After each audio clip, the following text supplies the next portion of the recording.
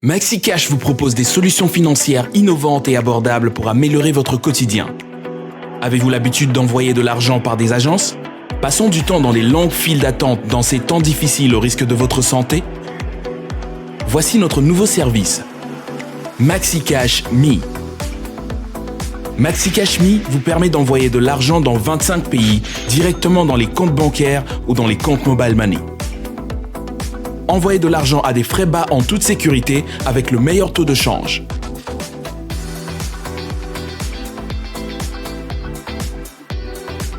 Faites vos transferts d'où vous voulez, même dans le confort de votre fauteuil avec différents modes de paiement. Envoyez de l'argent aujourd'hui directement dans un compte bancaire ou mobile money en visitant www.maxicashme.com. Pour toutes vos questions, n'hésitez pas à nous appeler ou nous écrire sur info@maxicashapp.com.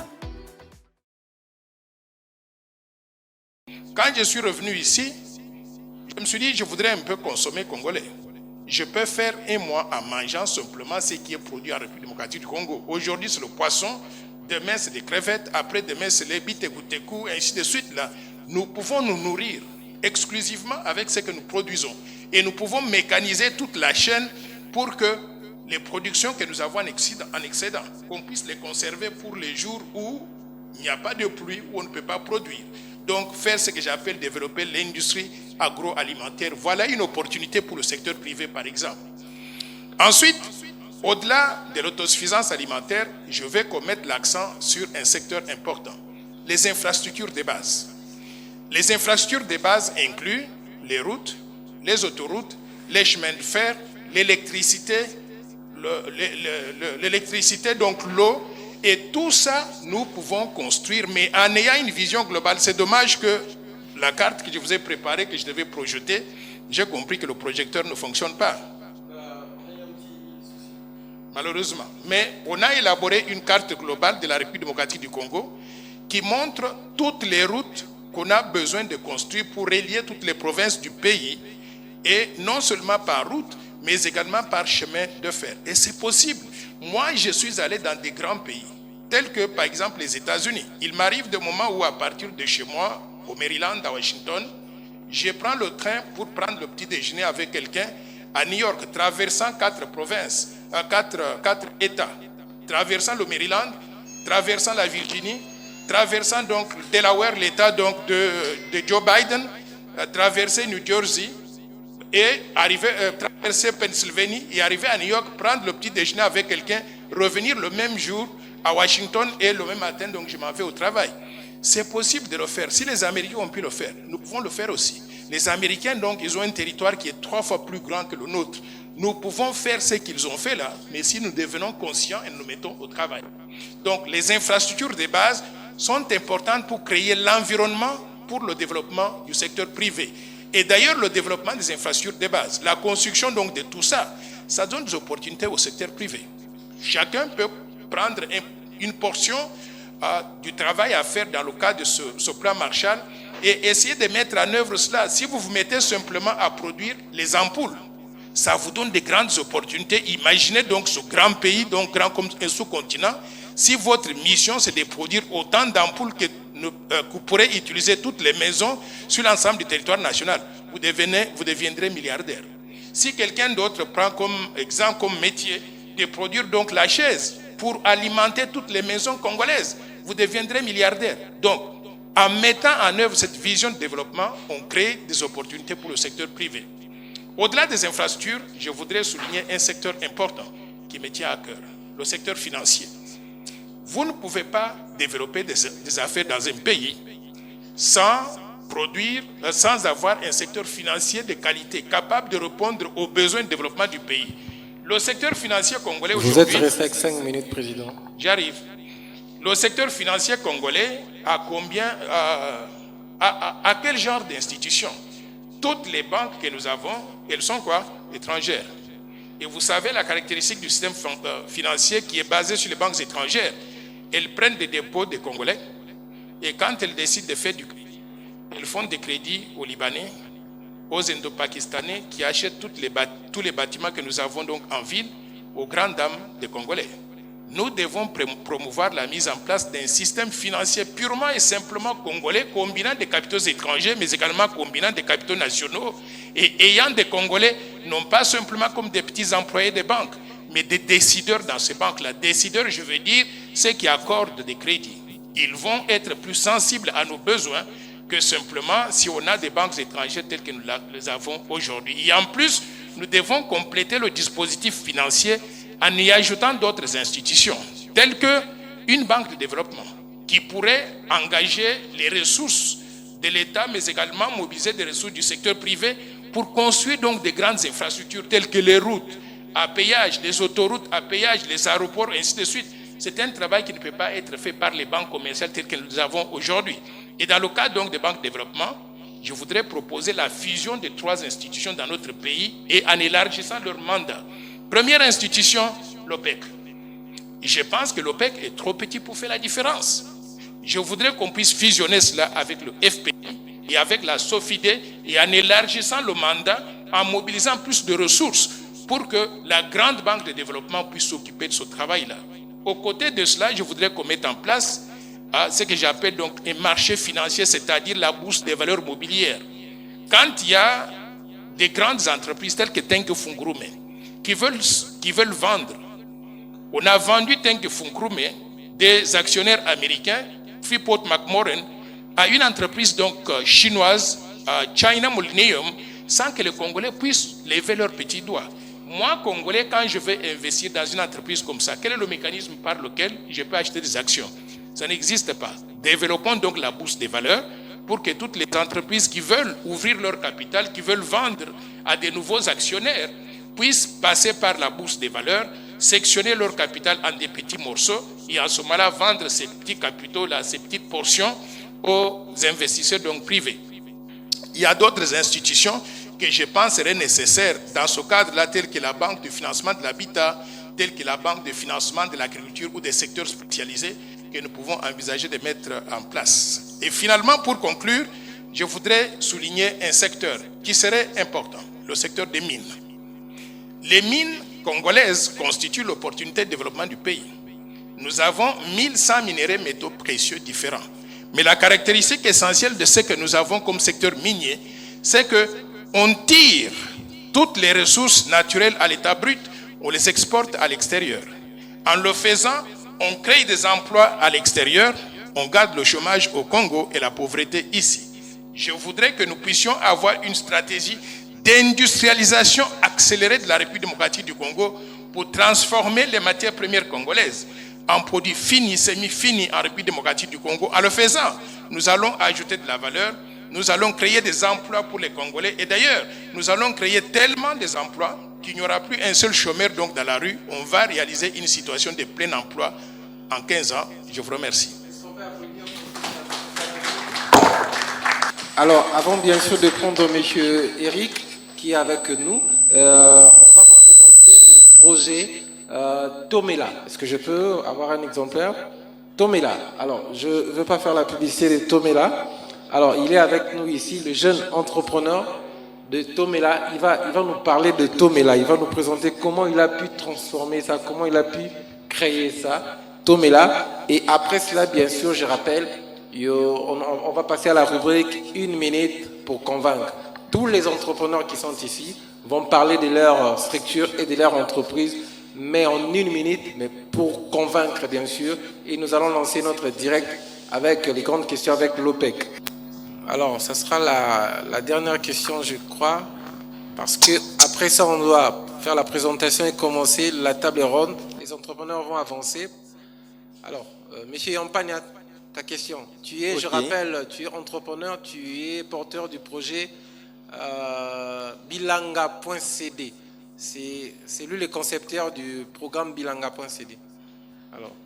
Bon, comme Arnaud vient de le dire, mon nom c'est Yampagna. Je pose la question de savoir, c'est pas la première fois que nous avons entendu les gens présenter des programmes. Nous avons connu les 5 chantiers. Si tu peux te lever, s'il te plaît.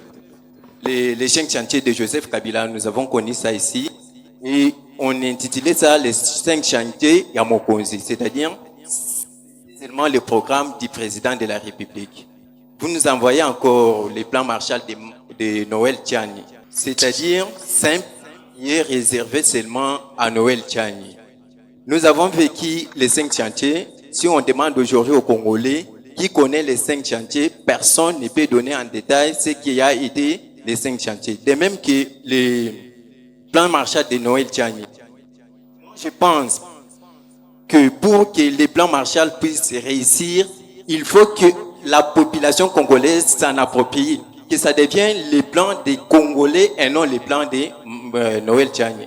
Est-ce y a-t-il pas possibilité, comme on vient de vous proposer encore, de faire la vulgarisation, maintenant commencer aussi de les faire dans des universités pendant le moment de défense de collation des grades universitaires à la fin de l'année, solliciter des universités avant qu'on puisse octroyer des grades aux étudiants. Vous tenez des conférences en expliquant aux étudiants ce que vous avez comme vision de la RDC.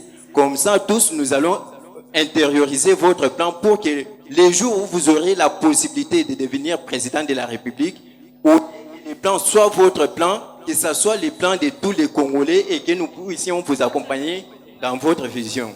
C'est un peu ça ce que je voulais donner comme intervention. Moi, je voudrais vous demander d'applaudir ce monsieur pour la question. Et je sais que c'est une question très importante. Vous savez, en matière de développement, aucun programme ne peut réussir si ce programme-là n'est pas partagé par la population. Il faut qu'il y ait ce que lui il a appelé l'appropriation. Pourquoi est-ce que nous avons appelé ce plan le plan Marshall de Noël Tchani pour la reconstruction et le développement de la RDC? C'est une longue histoire. Quand j'ai préparé le plan, il ne portait pas le nom de Noël Tchani. On l'appelait le plan Marshall pour la RDC. Mais qu'est-ce que je n'ai pas eu comme commentaire, comme réaction négative de la part de nos compatriotes? Ils ont dit quoi? Plan Marshall. Vous vivez aux États-Unis où on avait conçu le plan Marshall pour l'Europe et vous avez conçu encore avec les Américains un autre plan Marshall pour la RDC. Nous, nous voulons un plan congolais. Votre plan-là, vous l'avez conçu pour les Américains, ça ne s'applique pas à nous. On a fait un effort pour faire comprendre aux gens que le mot plan Marshall, ce n'est pas l'auteur du plan.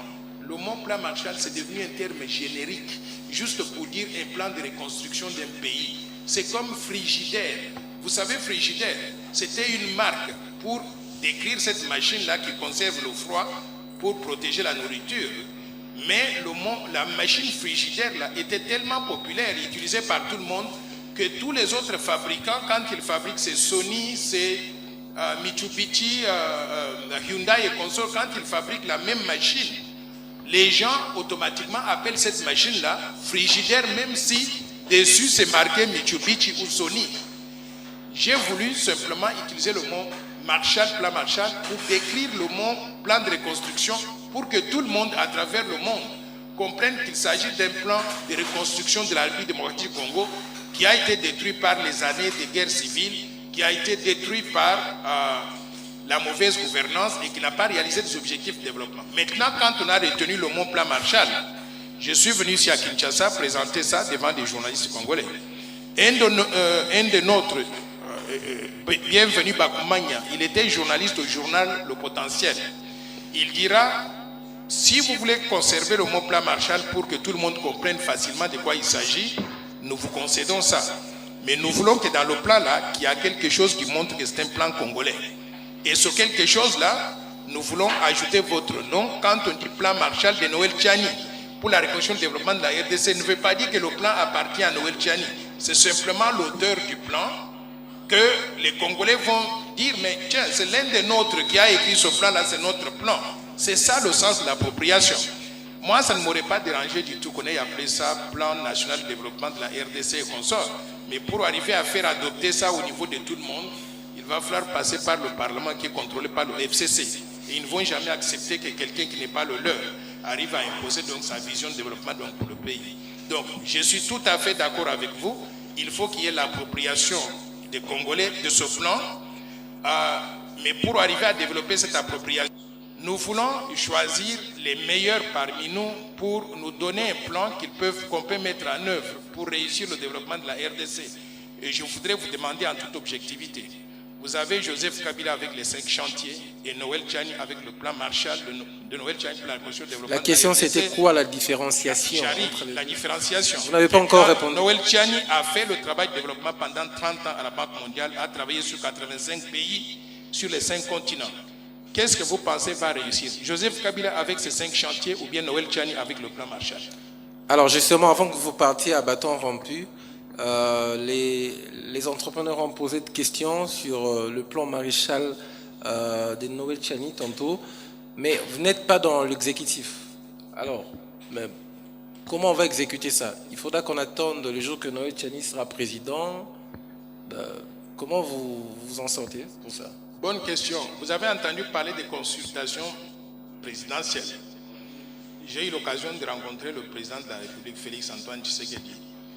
Et j'ai partagé avec lui le fait qu'il a fait un bon diagnostic de la situation et il a reconnu que le pays ne marche pas bien. Les défis de développement restent entiers après les élections égales avant les élections.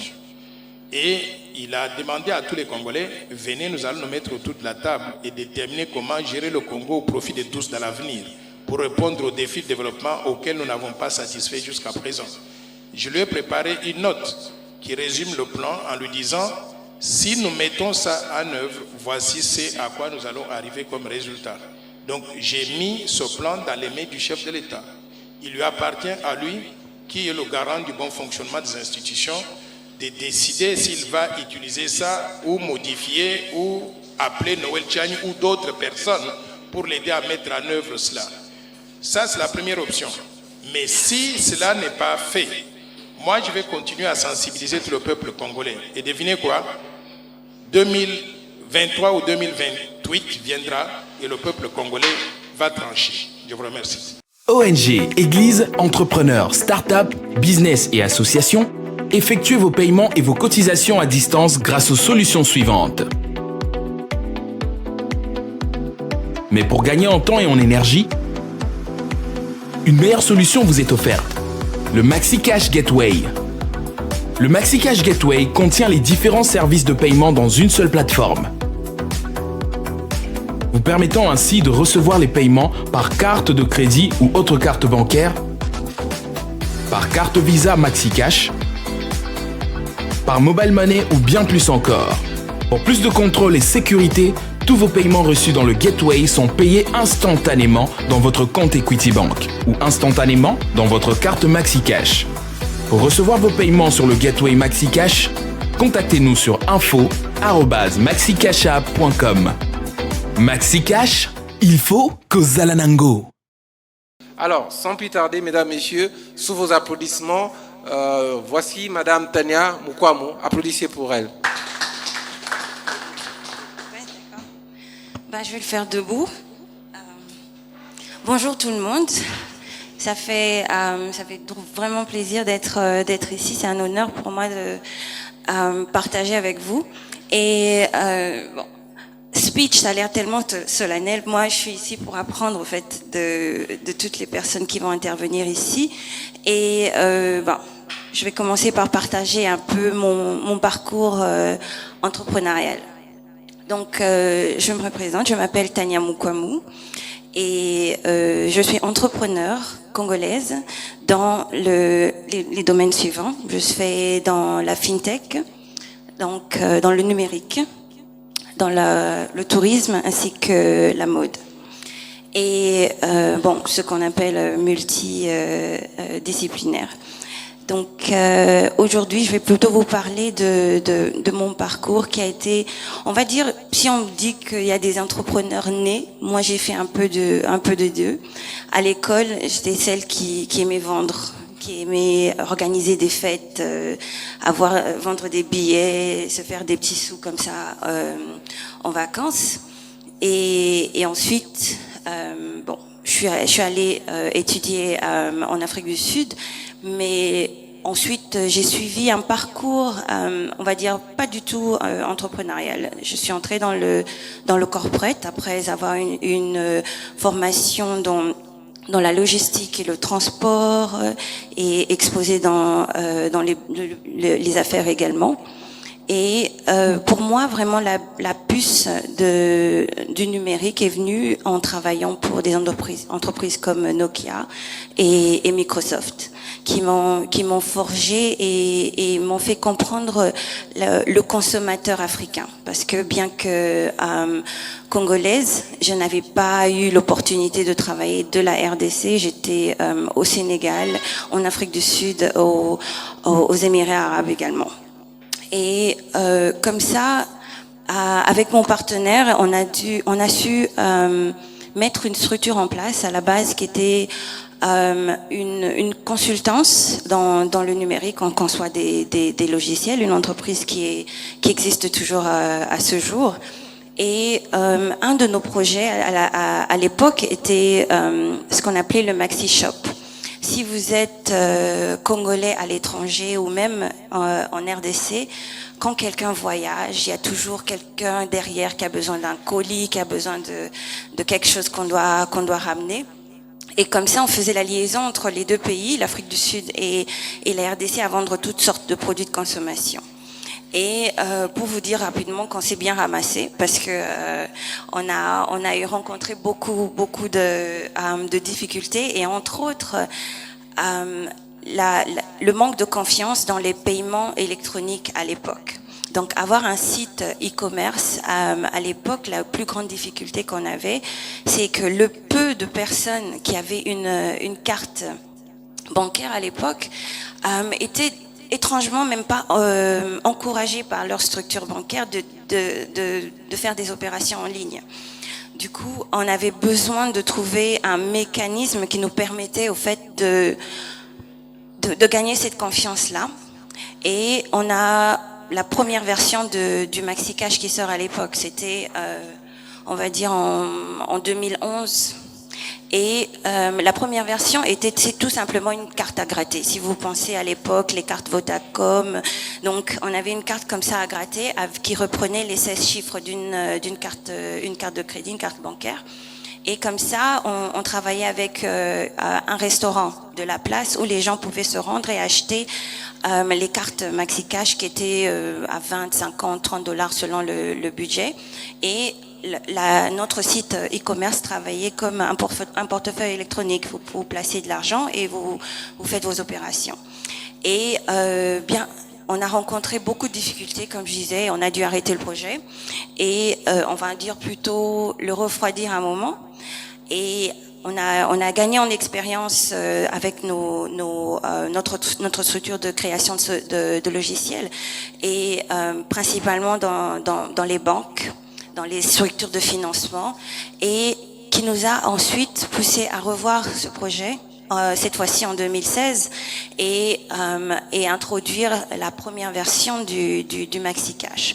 Mais là, on n'était plus des opérateurs dans l'e-commerce, mais on reste dans l'espace, parce que là maintenant on aimerait résoudre ce problème très difficile qui est maintenant connu par beaucoup d'entrepreneurs qui veulent tout simplement, au fait, comme commerçant, vous voulez vendre. À la base, vous voulez vendre votre marchandise, mais pas avoir à vous tracasser sur les modalités de paiement, comment recevoir vos paiements en vrac ou individuels, avec toutes les plateformes de paiement qui vous sont présentées. Donc, on a revu la chose, et MaxiCash est né sur deux volets. C'était d'abord aider les étrangers, les Congolais de l'étranger, les Africains de la diaspora à soutenir leur famille au pays. Bon, tout le monde, on n'a pas inventé le transfert d'argent. Ok, c'est rien de nouveau. Mais ce que nous aimerions faire, au fait, en tentant cette aventure, c'était de partir sur des points clés. Ok, une simple question: pourquoi est-ce que les gens envoient l'argent? Ils envoient l'argent pour payer des études, acheter de la nourriture, payer pour des soins médicaux.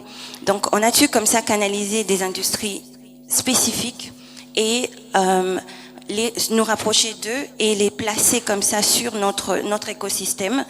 Et oui, bien que vous pouvez envoyer de l'argent à quelqu'un au risque de le perdre, parce qu'on ne sait jamais vraiment si la totalité est utilisée pour le but que vous avez projeté, mais ce que Maxicash fait, au fait, ça vous rapproche directement de vos marchands, de l'entreprise ou l'hôpital ou la pharmacie que vous souhaitez payer. Et comme ça, on a su réaliser des revenus importants qui nous ont comme ça encouragés à maintenant voir dans le côté consommateur. Qu'est-ce qui empêche au fait aux jeunes entrepreneurs, aux jeunes Congolais qui entrent dans le digital à pouvoir au fait pour bénéficier au fait du système financier le plus banal, je dirais. Donc pour nous, c'était comme ça l'introduction des différents modes de paiement, à savoir la carte Maxicash Visa ou la carte Maxicash Mboka, justement pour démocratiser un peu et rendre ça une histoire naturelle. C'est pas quelque chose qui doit être à portée de certaines personnes et pas d'autres. Toute personne devrait à la base être capable d'acheter quelque chose en ligne, d'être capable de booster une page Facebook qui est déjà qui peut être une source de revenus également.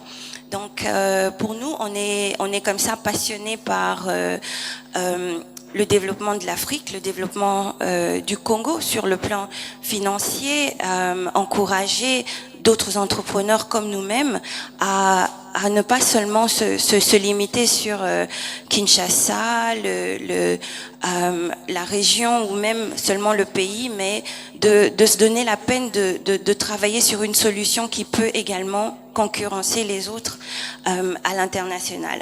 Donc comme ça, moi je serais ravie d'apprendre le parcours des autres également, et je serai prête pour les questions et d'autres interventions. Applaudissez pour elle alors.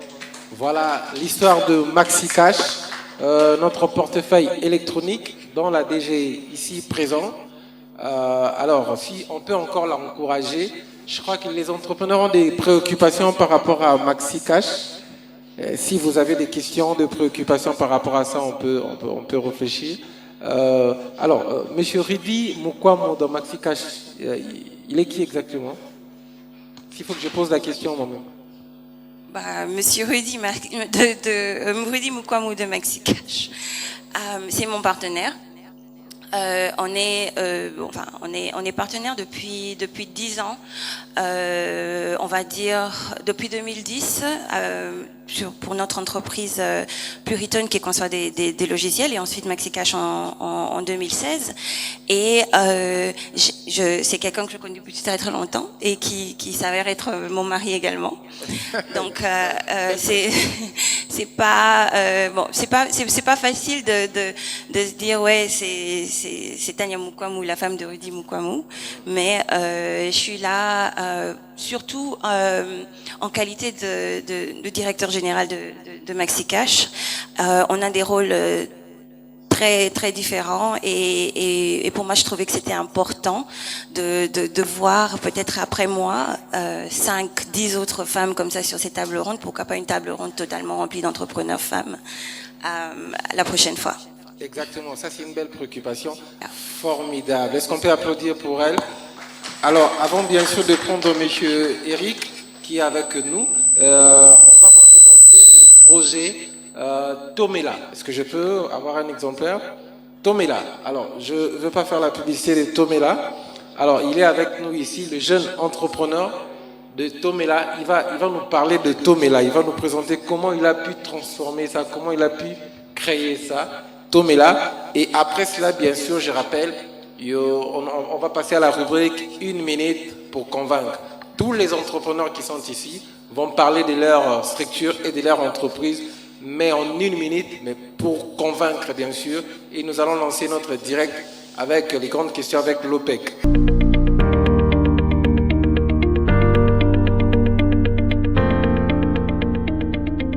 L'Office de promotion des petites et moyennes entreprises congolaises, OPEC en sigle, en collaboration avec Collecto, le collectif des entrepreneurs transformateurs du Congo, a organisé la foire Kitunga du 4 au 6 novembre 2020 à la place des Évolués dans la commune de la Gombe à Kinshasa. Cette activité aura été une bonne occasion pour plusieurs producteurs locaux de mettre en avant leurs produits à destination du marché congolais.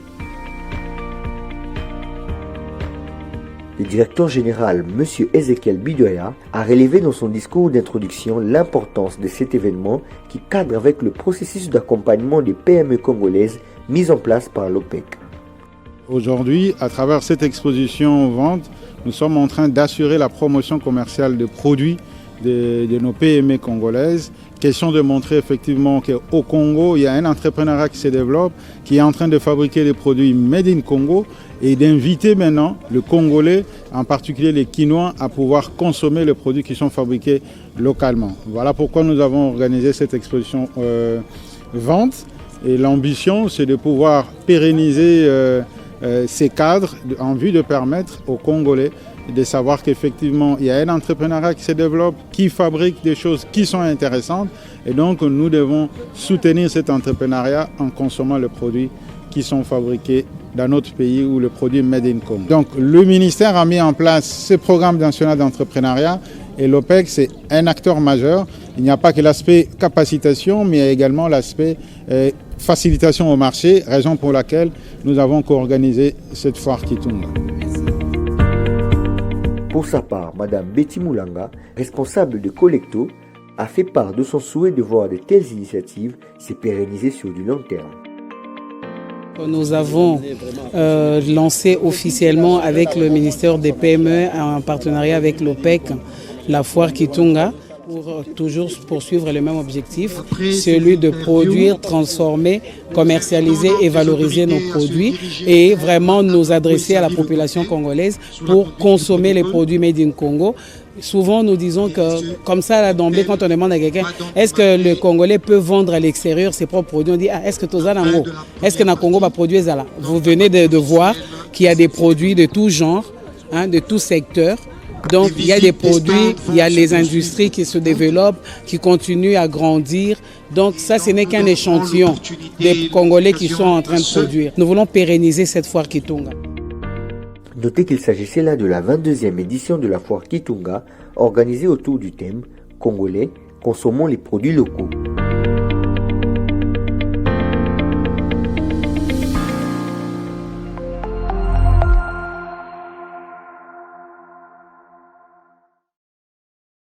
Bonjour à tous, je suis Jean-Paul Manga Tontetika, je suis entrepreneur et fondateur de la start-up Tomela.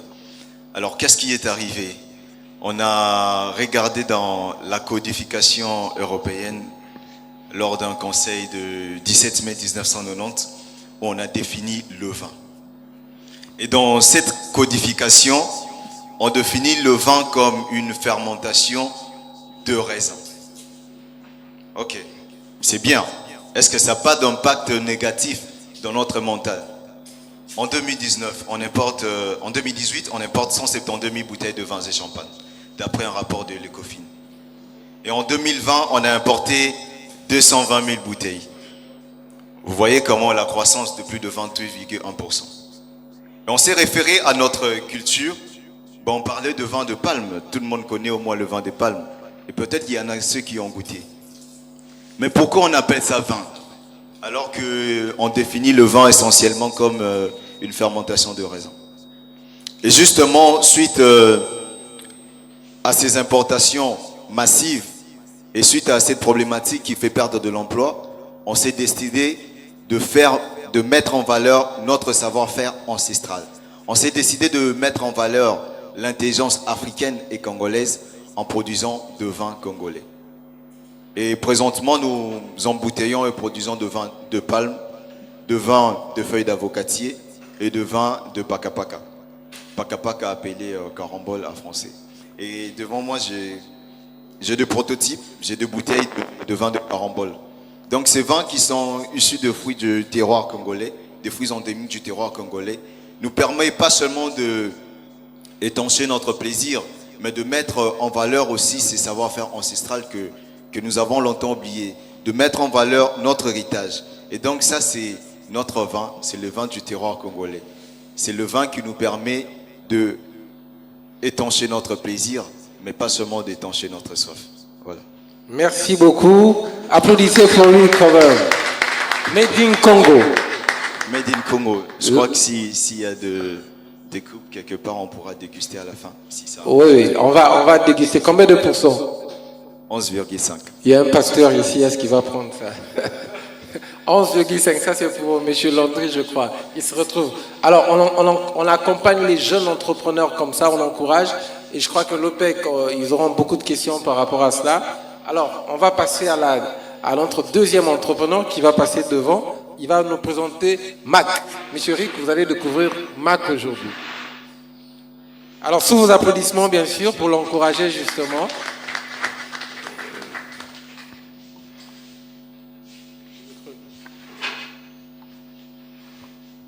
Oui, merci. Mon nom, c'est Rifan Nounou. Je suis le DG de Mac Chips. Mac Chips est une entreprise de transformation des bananes plantains en chips. Nous avons opté de transformer les bananes plantains en chips suite à son apport énergétique et sa bonne capacité à satisfaire l'appétit. Certainement, cette production ou cette commercialisation des Mac Chips s'opère déjà avec grande échelle dans notre ville-province de Kinshasa. On voit ça partout ailleurs. Alors nous avons cette fois-ci amené avec une nouvelle innovation, c'est-à-dire nous travaillons sur la réservation de notre nature, la préservation plutôt de notre nature, en proposant les packaging en carton. Et nous sommes en train de travailler dans les formels. Vous savez très bien, dans ces marchés ici, les gens qui travaillent, qui produisent ces genres de chips plantains sont dans l'informel. Et en dehors de ces chips plantains qu'on a lancés aujourd'hui, nous sommes en train, dans notre vision, de penser à transformer aussi des divers fruits. Par exemple, comme... Ça, c'est d'abord impressionnant. Est-ce qu'on peut applaudir pour ça aussi? C'est impressionnant, ça. Très bien. À l'instar de noix de coco et les pommes de terre. Donc, les marchés, Mac Chips est ouvert à tout le monde. C'est 100% bio et c'est un produit 100% congolais. Un produit 100% congolais, encore encouragez-lui, applaudissez. Mac Chips. Mac Chips. Alors, monsieur Rick, un petit commentaire par rapport à Mac Chips. Il peut avoir son micro, la technique. Vous pouvez nous aider avec le micro de monsieur Rick? Oui. Donnez-lui le micro.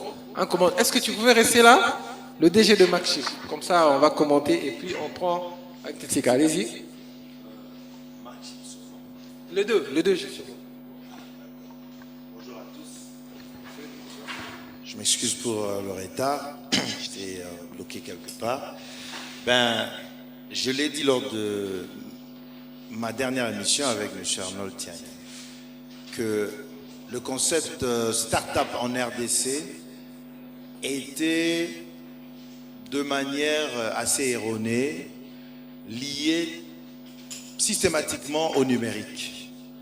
Je me réjouis de voir aujourd'hui d'autres industries qui se reconnaissent comme étant des start-up. Et pour commenter par rapport au thème du jour, on m'a dit, bon, on va discuter sur pourquoi entreprendre dans un pays pauvre, à moins que le thème ait changé. Si je dois faire un commentaire, c'est ça l'entrepreneuriat. Justement, la meilleure définition que j'aime, c'est l'action humaine dans le cadre, l'environnement, c'est-à-dire qu'il y a des paramètres endogènes, culturels de la RDC, qui permettent d'aller puiser dans la matière existante. Pour faire quoi? Pour générer de la valeur sur le marché en créant ou en développant une activité qui va donner de l'influence sur l'économie du pays.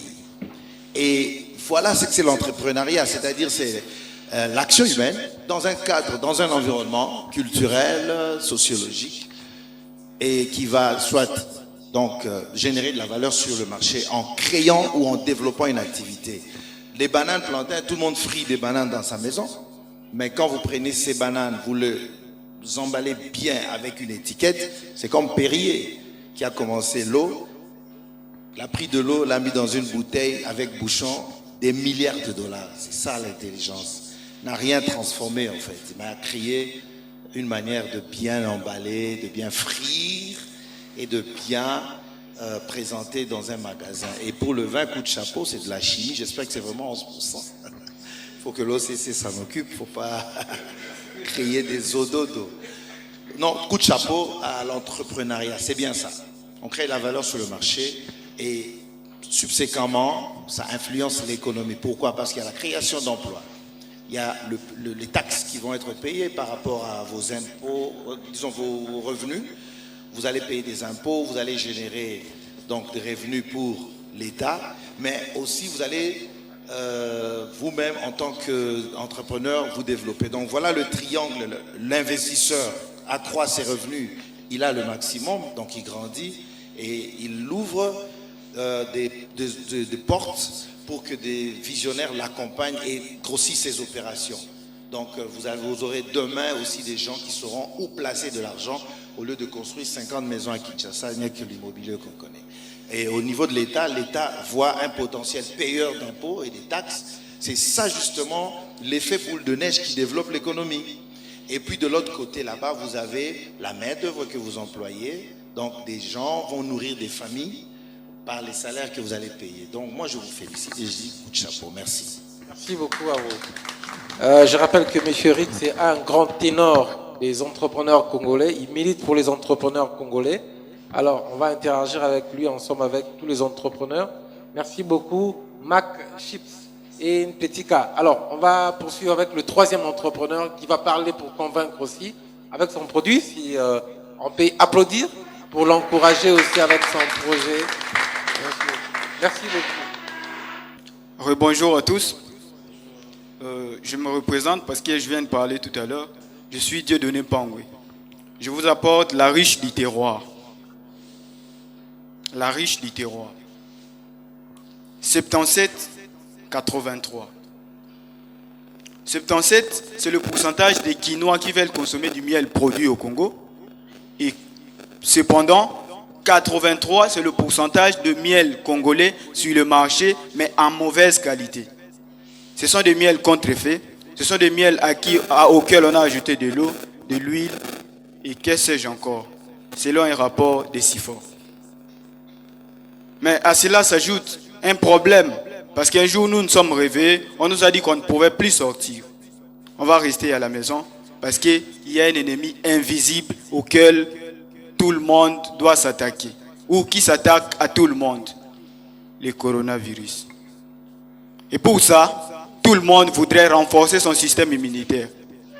Et j'ai été écœuré d'entendre qu'il y a une maman qui a tué son propre fils parce qu'il voulait lui donner des Congo Bololo, si vous pouvez me permettre les termes. Alors, pour ça, nous avons décidé d'industrialiser l'intelligence ancestrale, comme quelqu'un l'a dit bien tantôt. Nous avons produit le miel aromatisé. En tout cas, nous avons 3 arômes principaux ici. Il y a le miel à la cannelle, que nous connaissons tous. Nous connaissons les canneliers comme l'arbre de bonheur.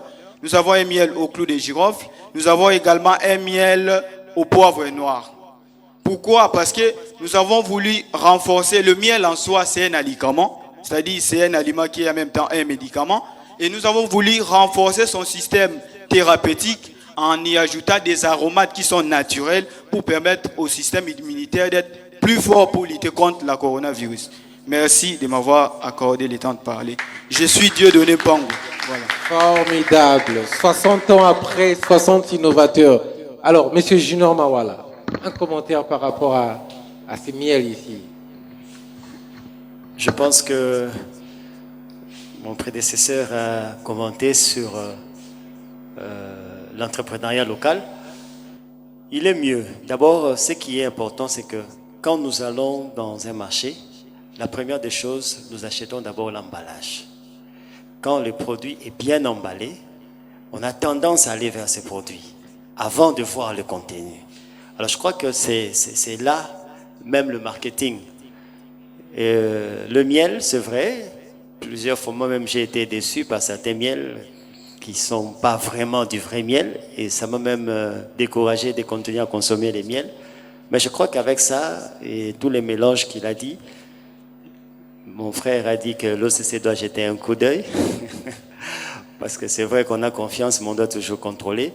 parce que nous absorbons, ça va dans l'organisme. Il ne faudrait pas que ça ait des effets nocifs plus tard. Alors nous encourageons parce que ce sont des produits locaux, naturels, bio, qu'on peut vérifier et qui alimentent. Je crois que c'est une initiative qui est poussée très loin. Au lieu de rester dans les bidons, parfois qui ne sont pas très propres, on fait des mélanges et tout ça. Mais avec un produit comme ça, facilement, je peux acheter, mettre dans mon sac et me déplacer avec. J'ai effectué une mission une fois. Il fallait amener du miel, mais j'ai eu du mal à avoir un récipient pour l'amener. Mais avec ça, c'est plus facile, on peut se déplacer avec.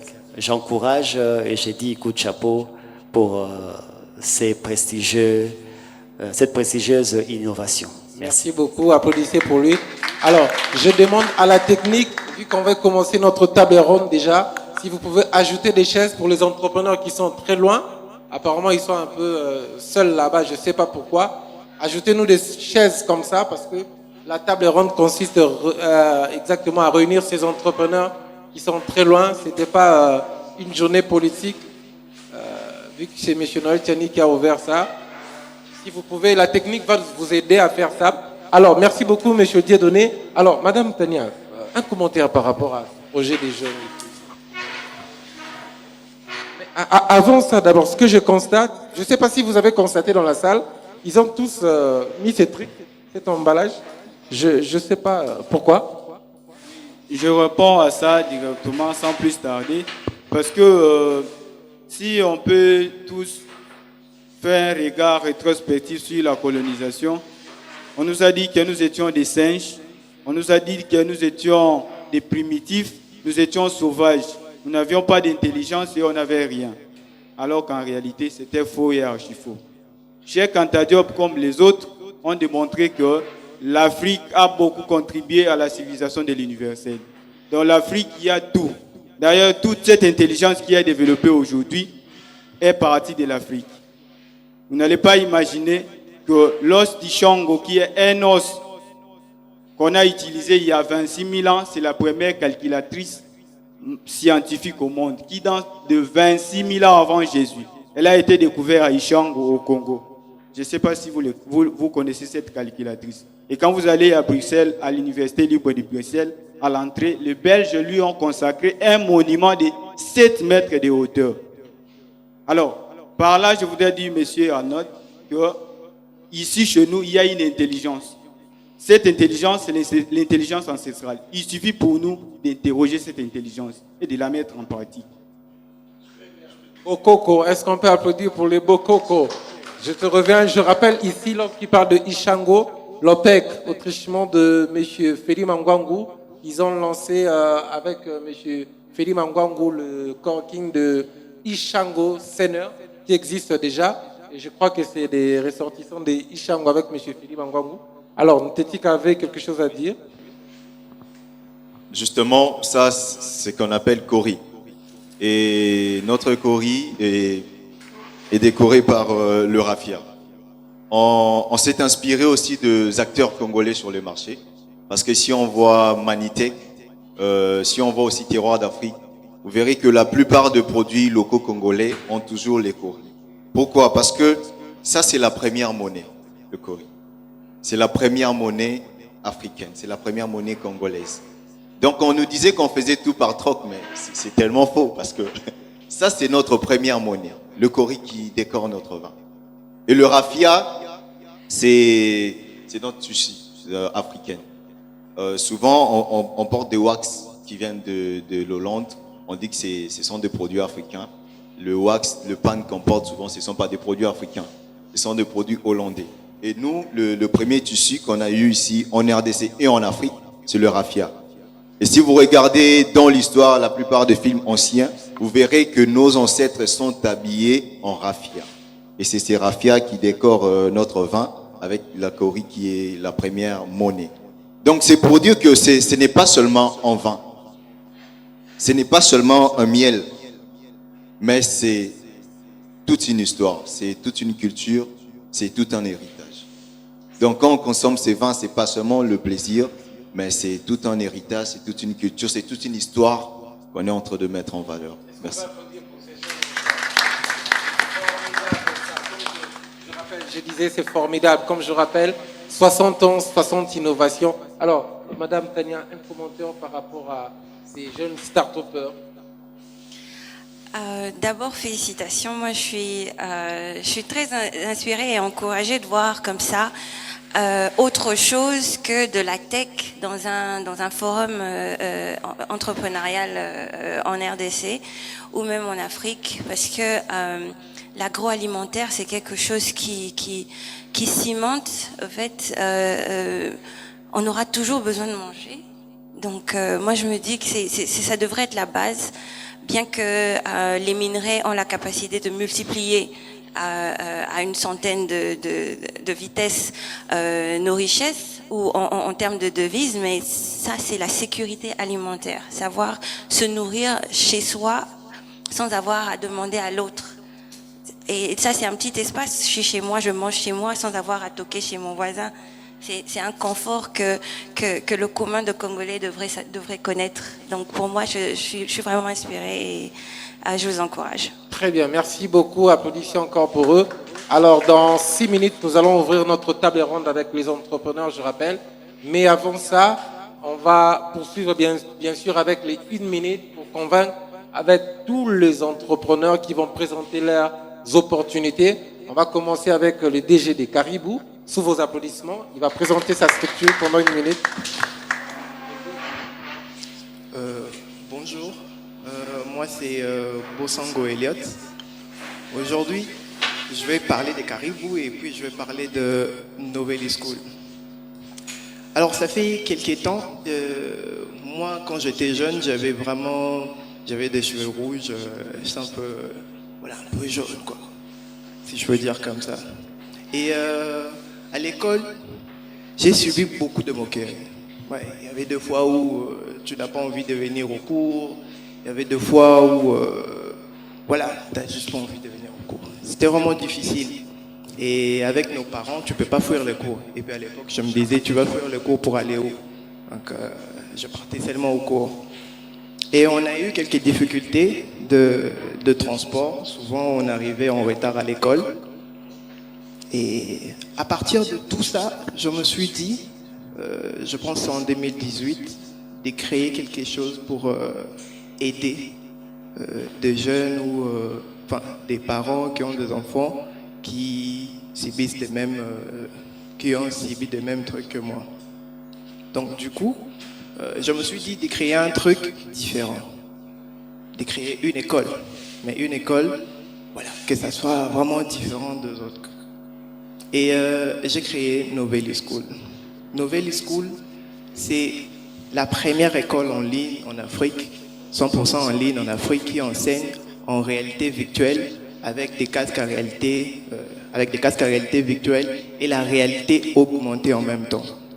Donc c'est-à-dire l'élève qui va étudier chez nous, Nouvelle School, va télécharger notre application, mettre sur des casques à réalité virtuelle, suivre le cours pendant